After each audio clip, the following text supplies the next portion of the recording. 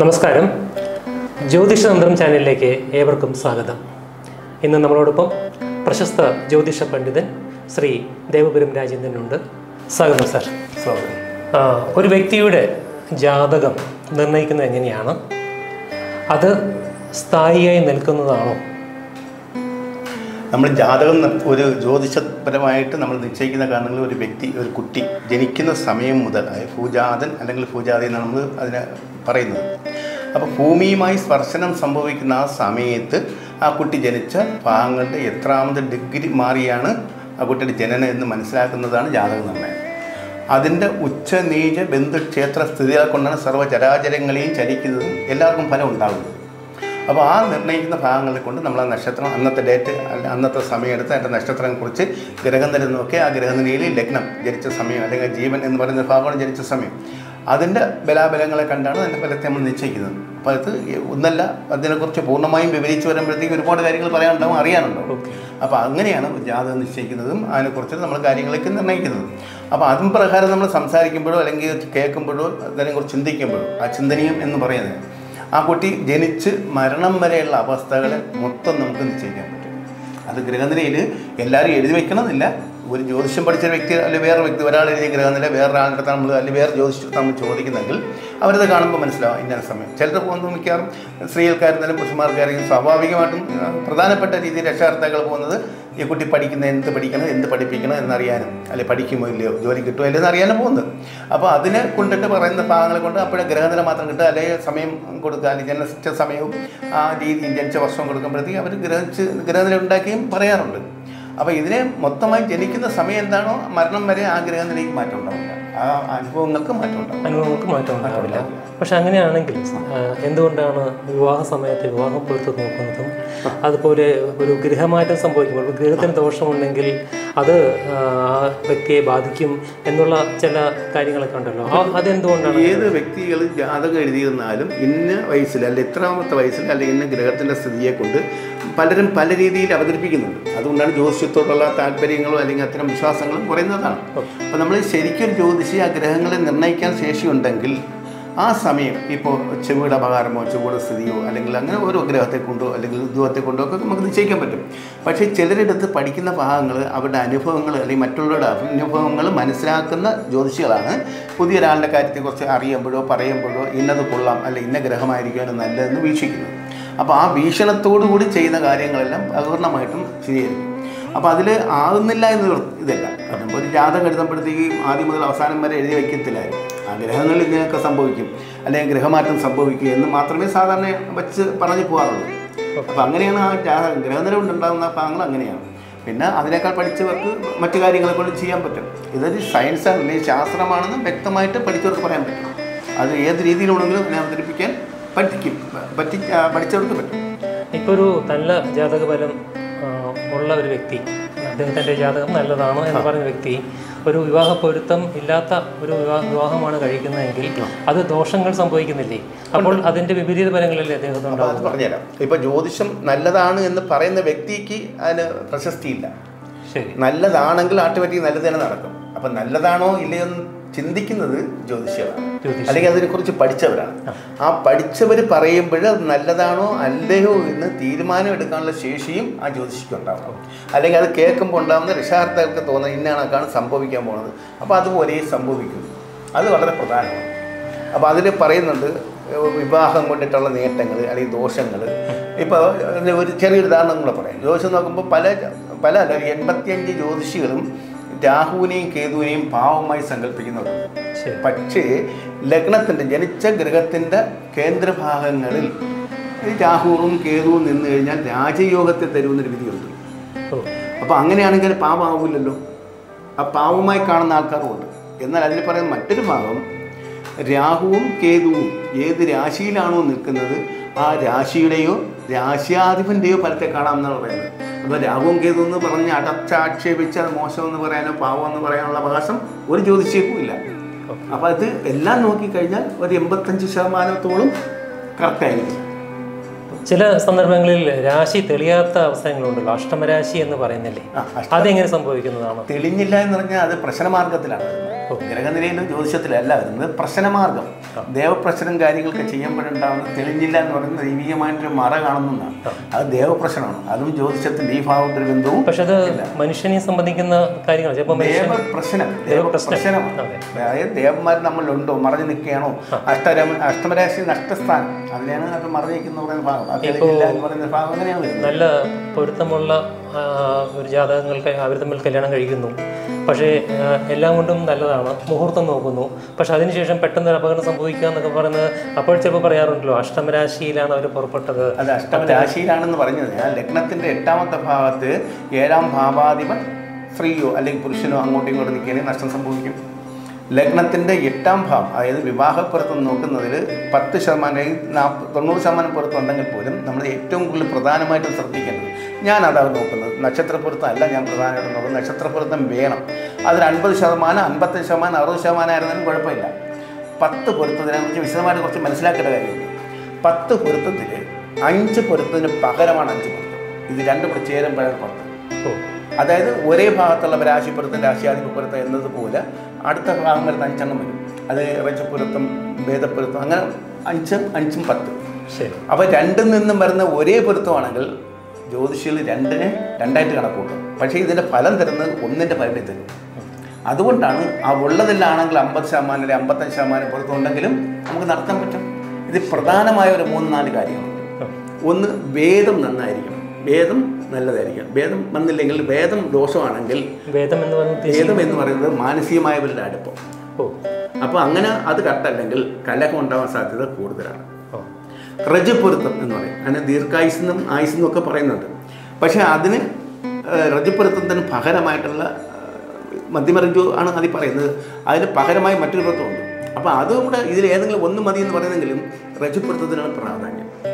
ഈ മരണമല്ല അതിന് പ്രധാനം, ആത്മബലം, ഒരുമിച്ച് ജീവിക്കാനുണ്ടാകുന്ന ധൈര്യം. ഈ ധൈര്യം പോയി കഴിഞ്ഞാൽ പരസ്പരം അവർ ഭാര്യ ഭർത്താക്കൾ തങ്ങളിൽ സംശയം ഉണ്ടാവുക, വഴക്കുണ്ടാവുക, ബലമില്ലാതിരിക്കുക, എന്നെ അവൻ നോക്കുമോ അല്ലെങ്കിൽ കളയുമോ ഉപേക്ഷിക്കുമോ എന്നുള്ള ചിന്തകൾ, ആവശ്യമില്ലാത്ത ചിന്തകൾ മനസ്സിൽ കടന്നുകൂടുക, ഇതൊക്കെ ഉണ്ടാവാതിരിക്കാൻ വേണ്ടിയിട്ടാണ് പൊരുത്തങ്ങൾ നോക്കുന്നത്. അപ്പോൾ നമ്മൾ വേദപ്പൊരുത്തം എന്ന് പറയുന്നത് വേണമെങ്കിൽ സയൻറ്റിഫിക്കായിട്ട് പറയുകയാണെങ്കിൽ ബ്ലഡ് ഗ്രൂപ്പുകൾ പോസിറ്റീവ്, നെഗറ്റീവ് അല്ല, അത് മാത്രമല്ല, അല്ലാത്ത തന്നെ വേദം തന്നെ ഉണ്ട്. എന്ന് പറഞ്ഞാൽ നമ്മൾ ഇപ്പോൾ ആൾക്കാർ പറയുന്ന ഭാഗത്തെ കൊണ്ട് ഇത് പൊരുത്തം അതൊരു വിഷയമല്ല, ഞാൻ വിവാഹം കഴിക്കാൻ പറയും. പൊരുത്തം എന്ന് പറയുന്നത് ഉദ്ദേശിക്കുന്നൊന്നുമില്ല, അത് തങ്ങളുടെ ബന്ധം മാത്രമാണ്. അവർ തങ്ങളുടെ ശാരീരികം, മാനസികം, സാമ്പത്തികം, ഈ 3 അവസ്ഥയും ഉണ്ടെങ്കിൽ മാത്രമേ അവർ തങ്ങളുടെ ദാമ്പത്യ ജീവിതം അല്ലെങ്കിൽ കുടുംബജീവിതം പൂർണ്ണമാവൂ. അപ്പോൾ ഇത് 3ഉം കിട്ടുമോ ഇല്ലയോ എന്നറിയുന്നതിന് വേണ്ടി മാത്രമാണ് ഈ പൊരുത്തങ്ങൾ നമ്മൾ നോക്കുന്നത്. അത് ഹൈന്ദവ ആചാരപ്രകാരമാണെങ്കിൽ തന്നെയും മറ്റുള്ളവരും ചെയ്യുന്നുണ്ട്. അപ്പോൾ അതിനെക്കുറിച്ച് നമ്മൾ മനസ്സിലാക്കിയാൽ മാത്രമേ ഇത് വിശ്വാസമുള്ള പലരുമുണ്ട്. വിശ്വാസം എപ്പോഴും രക്ഷിക്കുന്നതാണ് പ്രധാനം. വിശ്വാസം ഇല്ലെങ്കിൽ ഇല്ല, ഉണ്ടെങ്കിലും ഉണ്ട്. അപ്പോൾ ഇങ്ങനെയുള്ള ഭാഗങ്ങളെ കൊണ്ട് പൊരുത്തത്തെ നമ്മൾ നോക്കണം. അപ്പോൾ പൊരുത്തം എന്ന് പറയുമ്പോൾ ഒരു ഭാഗത്തെ കൊണ്ട് ഒന്നിന് മാത്രം ഒതുക്കാൻ പോരാ. അപ്പം മൊത്തം പൊരുത്തങ്ങളും തങ്ങളിൽ അങ്ങോട്ടും ഇങ്ങോട്ടും ചേരുന്നതാണോ ഇല്ലെങ്കിൽ വിഘടിക്കുന്നതാണോ എന്നുള്ളത് മനസ്സിലാക്കണം. പിന്നെ ഇതിൽ പറയുന്ന മറ്റൊരു ഭാഗം കൂടെ ഉണ്ട്, ആൾക്കാർ നോക്കുന്നില്ലെന്നൊക്കെ എനിക്കറിയില്ല. അപ്പോൾ പെൺകുട്ടിയുടെ ജാതകം മുതൽക്ക്, നക്ഷത്രം മുതൽക്ക് 15 നക്ഷത്രം കഴിഞ്ഞ് പുരുഷന് വരികയാണെങ്കിൽ, ഭർത്താവിന് വരികയാണെങ്കിൽ, മറ്റൊന്നിൽ എന്തെങ്കിലും കുറവുകളോ കാര്യങ്ങളുണ്ടെങ്കിലും അത് കുഴപ്പമില്ല. കാര്യം സ്ത്രീ ദീർഘപ്പൊരുത്തം ഒത്തുപോകുന്നത്. ചെറിയ ചെറിയ പ്രശ്നങ്ങളോ കാര്യങ്ങളോ ഉണ്ടെങ്കിൽ പോലും അവർ സുഖമായിട്ട് ഐക്യത്തോടു കൂടി ജീവിച്ചു പോകും. ചെറിയ പ്രശ്നങ്ങളുണ്ട്, അത് അവരിൽ മാത്രം ഒതുങ്ങുന്നതായിരിക്കും, പുറത്തൊരാൾ അറിയുന്നതായിരിക്കില്ല. അപ്പോൾ അതിൻ്റെ ഇതും പ്രധാനമാണ്, ഇല്ലെന്ന് പറയാൻ പറ്റത്തില്ല. അത് വിവാഹം കഴിഞ്ഞതിന് ശേഷം ഈ ഒരു കുടുംബത്തിൻ്റെ ഏതെങ്കിലും ഭാഗത്തെ കൊണ്ടുണ്ടാകുന്ന പ്രശ്നങ്ങളെ നമ്മൾ പഠിച്ചന്വേഷിച്ചാൽ ഈ പൊരുത്തങ്ങളുണ്ടെന്ന് മനസ്സിലാക്കാൻ പറ്റും, നല്ല ചള്ളുണ്ടെന്ന് മനസ്സിലാക്കാൻ പറ്റും. ഇപ്പോൾ താങ്കൾ ഈ വിശ്വാസത്തിൻ്റെ കാര്യം പറഞ്ഞല്ലോ. ഇപ്പോൾ ജാതകത്തിൽ വിശ്വസിക്കുന്നവരുണ്ട്, അന്ധമായി വിശ്വസിക്കുന്നവരുണ്ട്, ഒട്ടും വിശ്വസിക്കാത്തവരുണ്ട്. ചില യുക്തിവാദികളുണ്ട്, ജാതകം നോക്കുന്നവർ അല്ലെങ്കിൽ ജ്യോതിഷികൾ എന്ന് പറയുന്നത് ഇതൊരു അവരുടെ ജീവിതമാർഗം മാത്രമാണെന്ന് പറയുന്നവരുണ്ട്. അതിനെക്കുറിച്ച് താങ്കൾക്ക് എന്താണ് പറയാനുള്ളത്? യുക്തിവാദം ഒന്നും പറയാൻ പറ്റത്തില്ല. യുക്തി എന്നൊന്നും ഇല്ല, ബുദ്ധി മാത്രമേ ഉള്ളൂ. അവരില്ല എന്ന് പറഞ്ഞ് അവർ പറയുക മാത്രമല്ല, മറ്റുള്ളവരെ ധരിപ്പിക്കുന്നവരുമുണ്ട്, അത് കേട്ട് വിശ്വസിക്കുന്നവരുമുണ്ട്. അവർക്ക് അനുഭവമില്ല. അനുഭവം വന്ന് എന്നാൽ അവർക്ക് അവരിൽ വിശ്വാസം വന്ന് രഹസ്യമായി പോയി കാര്യങ്ങൾ നോക്കി മനസ്സിലാക്കി വെച്ചേക്കുന്നവരായിരുന്നു. അതുകൊണ്ട് അങ്ങനെ യുക്തിവാദത്തെയോ വാദത്തെയോ നമ്മൾ ഉൾക്കൊള്ളാനോ അല്ലെങ്കിൽ തിരസ്കരിക്കാനോ നിൽക്കാതിരിക്കുന്നതാണ് ഏറ്റവും നല്ലത്. അവനവന് ശരിയെന്ന് തോന്നിക്കുന്ന ഭാഗങ്ങളിൽ പോയാൽ അത് അവരവരുടെ അനുഭവ ഫലമായിട്ട് നമ്മൾ കണ്ടാൽ മാത്രം മതി. ഇപ്പോൾ ഒരാൾക്ക് പൂർണ്ണമായ വിശ്വാസമില്ല, അത് നോക്കുന്ന ഇഷ്ടമില്ല, പക്ഷെ അവരാരെങ്കിലും വിവാഹം കഴിച്ച് അവരെന്തെങ്കിലും സംഭവിച്ചു കഴിഞ്ഞാൽ അവർ ജീവിച്ചിരിപ്പുണ്ടെങ്കിൽ ഒന്നും വിവാഹം കഴിക്കുക എന്നുള്ള ധാരണയായിരിക്കാം. അപ്പോൾ അങ്ങനെയൊക്കെയുള്ള ധാരണക്കാർ ഇതിനെയൊക്കെ വിശ്വസിക്കാതിരിക്കാം. കാര്യം കുഴപ്പമില്ല, കേന്ദ്ര മനോഭാവം. അങ്ങനെയുള്ളവർക്ക് ഒന്നിലും കുഴപ്പമില്ലെന്നുള്ള മനോഭാവക്കാരായിരിക്കും. ഇത് മാത്രമല്ല. അപ്പോൾ ഞാനൊരു സംശയം ചോദിച്ചോട്ടെ. ചോദിക്കും. ഇപ്പോൾ ഇതൊരു വെല്ലുവിളിയായിട്ട് ഒരാൾ നേരിട്ട് വന്ന് പറയുകയാണ്, ഇങ്ങനെ ജാതകത്തിലൊന്നും വിശ്വാസമില്ല, ഇത് നിങ്ങളിലേക്ക് ഒരു ജീവിത മാർഗം മാത്രമാണ്, എല്ലാ ജ്യോതിഷികളെയും അടക്കം. അപ്പോൾ അവരെ എങ്ങനെയാണ് കൺവിൻസ് ചെയ്യാൻ താങ്കൾക്ക്? അവർ കൺവിൻസ് ചെയ്യാന്ന് പറഞ്ഞു കഴിഞ്ഞാൽ അവരുടെ മനപ്പൊരുത്തം കൊണ്ട് ആൾക്കാർ പറയാറുണ്ട്, വ്യക്തികൾ പറയാറുണ്ട് മനപ്പൊരുത്തമാണ് ഏറ്റവും വരുന്നത്. പക്ഷേ വിവാഹം കഴിക്കുന്നത് വരെ മനപ്പൊരുത്തം കൊള്ളാവും, അത് കഴിഞ്ഞ് പിന്നെ ജീവിതപ്പെടുത്തമാണ് പ്രധാനം. അപ്പോൾ ആ ജീവിതപ്പെടുത്തത്തിൽ ശാരീരികം, മാനസിക, സാമ്പത്തികം, ഇത് 3 പ്രധാന ഘടകങ്ങളാണ്. സന്താന ഭാഗ്യം അതും വലിയൊരു ഘടകമാണ്. അപ്പോൾ ഈ ഭേദം അല്ലെങ്കിൽ ശാരീരികമായിട്ടൊരു അടുപ്പമില്ലാതെ വന്നു കഴിഞ്ഞാൽ പലയിടത്തും മക്കൾ ജനിക്കാൻ വൈകിട്ടുള്ളവരുണ്ട്.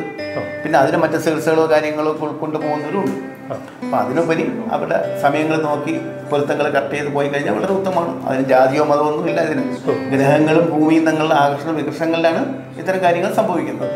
അപ്പോൾ അത് ബുക്കിലും പേപ്പറിലും ഉള്ള അല്ല, ഇത് ആകർഷണ വികർഷണങ്ങളുടെ ഫലങ്ങളായിട്ടാണ് ഇത്തരം കാര്യങ്ങൾ നടക്കുന്നത്. ഇപ്പോൾ നേരത്തെ ചോദിച്ചതിന് ഒരു സംശയം കൂടി ചോദിക്കുകയാണ്. ഇപ്പോൾ നല്ലൊരു ജാതകം ഉള്ള വ്യക്തി, അപ്പോൾ അദ്ദേഹത്തിൻ്റെ വിവാഹത്തിന് ശേഷം ഒരു കുഞ്ഞ് ജനിക്കുമ്പോൾ ആ കുഞ്ഞിൻ്റെ ഇതനുസരിച്ചും ചിലപ്പോൾ ദോഷങ്ങൾ വരാനുള്ള സാധ്യതകളുണ്ടല്ലോ. ഞാനൊരു കാര്യം വ്യക്തമാക്കാൻ ആഗ്രഹിക്കുന്നതിൽ എത്ര പേര് ഇത് മനസ്സിലാക്കുന്നു, എത്ര പേര് വിശ്വസിക്കുന്നു എന്നതിനെക്കുറിച്ച് പ്രധാനമല്ല. എൻ്റെ കണ്ടെത്തല്ലേ, ഞാൻ പഠിച്ച മീൻസ് അങ്ങനെ മറ്റാളിൽ നിന്ന് പഠിച്ചതല്ല, എൻ്റെ അന്വേഷണ ബുദ്ധികൾ കണ്ടെത്തിയത് അച്ഛൻ്റെയോ അമ്മയുടെയോ നക്ഷത്രത്തിലോ അനുജന്മ നക്ഷത്രത്തിലോ അവർ ജനിച്ച മാസത്തിലോ ആ മാസത്തിൻ്റെ രാശി നക്ഷത്രങ്ങളിൽ മാത്രമേ മക്കൾ ജനിക്കാറുള്ളൂ. അങ്ങനെ ജനിക്കുന്ന മക്കൾക്ക് ആ കുടുംബം പൂർണ്ണമായ ഐശ്വര്യത്തോടെ ജീവിക്കും എന്നതാണ് എനിക്ക് എല്ലാവരെയും, ഈ കാണുന്ന എല്ലാവരെയും ബോധിപ്പിക്കാനുള്ള ഭാഗം അതാണ്. ഇല്ലെങ്കിൽ നിങ്ങളുടെ വീട്ടിൽ തന്നെ നിങ്ങൾക്ക് അന്വേഷിക്കാം. അങ്ങനെ ആരെങ്കിലും അതില്ലെങ്കിൽ സംശയം ചോദിക്കാം, പൂർണ്ണമായും ഉണ്ടാവും. ഒരു 99% ഈ ലോകത്ത് കാണുന്ന കോടാനുകോടി ജനങ്ങളും ജനിച്ചിരിക്കുന്നത് അങ്ങനെയാണ്. നമ്മുടെ നാട്ടിലെ കേരളത്തിൽ മാത്രമല്ല, ഞാൻ വിദേശത്തും വിദേശ രാജ്യങ്ങളിലും വിദേശ സ്ഥലത്തും അതായത് സ്റ്റേറ്റ് വിട്ട് വരെ ഇത്തരം കാര്യങ്ങൾ അന്വേഷണം നടത്തിയ ഒരാളാണ്. നിങ്ങൾക്ക് എവിടെയെങ്കിലും എന്തെങ്കിലും അല്ലാതെ ജനിച്ചു എന്ന് തോന്നിക്കുന്നെങ്കിൽ ആ കുട്ടിയുടെ വളർച്ചകൾക്ക് ഒരുപാട് വ്യത്യാസം ഉണ്ടാകും. ആ കുടുംബത്തിൻ്റെ നാശം പല വിധത്തിലായിരിക്കും. ഭയപ്പെടുത്താൻ വേണ്ടി പറയുന്നതല്ല. അങ്ങനെ ഉണ്ടെങ്കിൽ എല്ലാവർക്കും അവരവരുടെ വീട്ടിൽ തന്നെ ചെക്ക് ചെയ്യാവുന്നതാണ്. അപ്പോൾ ഇങ്ങനെയാണെങ്കിൽ ജോസ്യം ശരിയെന്നല്ലേ പറയാൻ പറ്റും. ഈ ജാതക പൊരുത്തത്തിൻ്റെ കാര്യം പറഞ്ഞപ്പോൾ ഇപ്പോൾ പല മതസ്ഥരുണ്ട് നമ്മുടെ ഇടയിൽ, സമൂഹത്തിൽ. അപ്പോൾ ജാതകങ്ങൾ പൊരുത്തം നോക്കുന്നവരുണ്ട്, ഒട്ടും നോക്കാത്തവരുണ്ട്. അവരും അവരുടെ ജീവിതവും വളരെ നന്നായി കഴിഞ്ഞു പോകുന്നുണ്ട്. അതിനെക്കുറിച്ച് താങ്കൾ എന്താണ്? അതായത് അനേകം മതങ്ങൾ മാത്രമല്ല അർത്ഥം, നമ്മുടെ ഒരു വിശ്വസിക്കുന്ന മതത്തിൽ തന്നെ വ്യത്യസ്തമായിട്ട് നോക്കാത്തവരുണ്ട്. ഒരാൾക്കൊരു സ്നേഹം വന്നു, ഒരേ പ്രേമം അല്ലെങ്കിൽ അഗാധമായ പ്രേമം വന്നു, അവർക്കൊന്നും തന്നെ ആവശ്യമില്ല. പക്ഷേ ആ ആവശ്യമില്ല എന്ന് പറയുന്ന അപ്പോഴാണ് ഇവർ ജീവിച്ചു പോകുന്ന സമയത്ത് പ്രശ്നങ്ങൾ വരുമ്പോൾ ഈ ജാതകങ്ങൾ അന്വേഷിച്ചാൽ, കൊണ്ടുപോയി പരിശോധിച്ചാൽ അതിൻ്റെ പ്രശ്നങ്ങൾ നമുക്ക് പഠിക്കാൻ പറ്റും. അതൊന്ന്. രണ്ടാമത് മറ്റൊരു ഭാഗം എന്ന് പറഞ്ഞു കഴിഞ്ഞാൽ ഇവരുടെ ബ്ലഡ് ഗ്രൂപ്പ്, അതല്ല പ്രധാനം. നക്ഷത്രങ്ങളും അതിൻ്റെ എണ്ണങ്ങൾ തങ്ങളുള്ള വ്യത്യാസം തന്നെയാണ് പ്രധാനം. ബ്ലഡ് ഗ്രൂപ്പ്, വ്യത്യസ്തമായ ബ്ലഡ് ഗ്രൂപ്പുകളുള്ളവർക്കും സ്വഭാവങ്ങൾക്ക് മാറ്റം ഉണ്ടാകാറുണ്ട്. ഇപ്പോൾ നെഗറ്റീവ് ഗ്രൂപ്പും പോസിറ്റീവ് ഗ്രൂപ്പും തങ്ങളിൽ ഒന്നിക്കുന്നു വിവാഹം നടക്കുന്നുവെങ്കിൽ തന്നെയും അതിൽ ജനിക്കുന്ന കുട്ടികളുടെ ചെറിയ മാറ്റങ്ങളും കാര്യങ്ങൾക്കും ഞാൻ കണ്ടുവരാറുണ്ട്. അങ്ങനെ ഒരു അന്വേഷണത്തിൽ അങ്ങനെയുള്ള പല പല കാര്യങ്ങളുമുണ്ട്.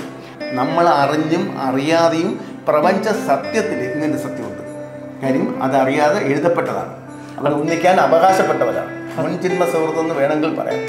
അപ്പോൾ അത് ഇങ്ങനെയുള്ള ഭാഗങ്ങളിലെ കൊണ്ട് പൂർണ്ണമായിട്ടും വരുന്നുണ്ട്. അങ്ങനെ വരുന്ന പല ജാതകങ്ങളും ഞാൻ കണ്ടിട്ടുണ്ട്. അത് ജാതിയോ മതമോ ഇതൊന്നും ഒന്നുമില്ല. സൂര്യന് താഴെ ഭൂമി ഉണ്ടെങ്കിൽ ഭൂമിയിൽ നമ്മൾ ജീവിക്കുന്നെങ്കിൽ അതിൻ്റെ പ്രകാശരശ്മികൾ നമ്മൾ പ്രവഹിക്കുന്നു എന്നുണ്ട്. ഇത് സത്യമാണെങ്കിൽ, സയൻസ് ആണെങ്കിൽ, ശാസ്ത്രമാണെങ്കിൽ ഈ പറഞ്ഞ കാര്യങ്ങൾ അങ്ങനെ തന്നെ ആയിരിക്കും. അത്തരത്തിൽ താങ്കൾ പഠനങ്ങൾ നടത്തിയിട്ടുണ്ട്? അതെ, ചോദിക്കാം, നിങ്ങൾക്ക് അന്വേഷിക്കാം. അതുമായിട്ട് ബന്ധപ്പെട്ട് എന്തിനെ കുറിച്ചാണെന്ന് സംശയം ചോദിക്കാം. എൻ്റെ അറിവനുസരിച്ച് ഞാൻ പറഞ്ഞാൽ തയ്യാറാണ്.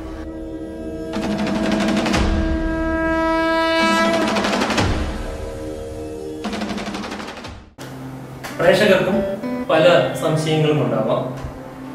നിങ്ങൾക്കും ഈ ചർച്ചയിൽ പങ്കെടുത്തുകൊണ്ട് ചോദ്യങ്ങൾ ചോദിക്കാനുള്ള അവസരമുണ്ട്. അതിനുവേണ്ടി താഴെ കൊടുത്തിരിക്കുന്ന നമ്പറിൽ കോൺടാക്ട് ചെയ്യുക. വീണ്ടും അടുത്ത എപ്പിസോഡിൽ കാണാം. നന്ദി, നമസ്കാരം.